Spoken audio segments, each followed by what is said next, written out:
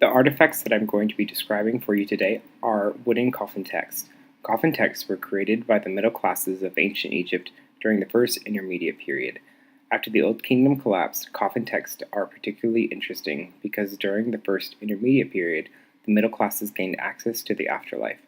During the Old Kingdom, pharaohs had the same images and texts to help guide them into the afterlife. But after the Old Kingdom collapsed, the middle classes of ancient Egypt gained access to the text on and in their coffins to aid, help, and guide them into the afterlife.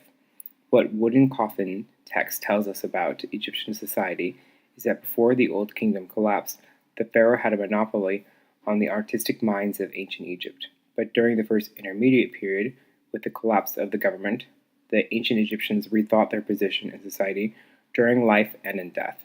This marked a departure from the idea that only the pharaoh had access to the afterlife.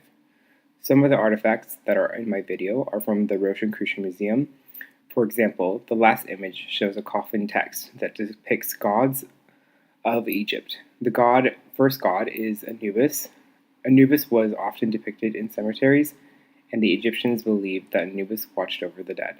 Horus, on the other hand, was known as the protector of the ruler of Egypt, the pharaoh.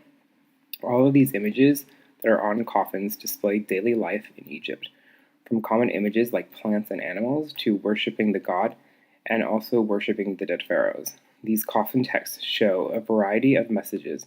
They also show what the ancient Egyptians viewed in their environment and what they believed in. The coffin texts show how life was lived in ancient Egypt.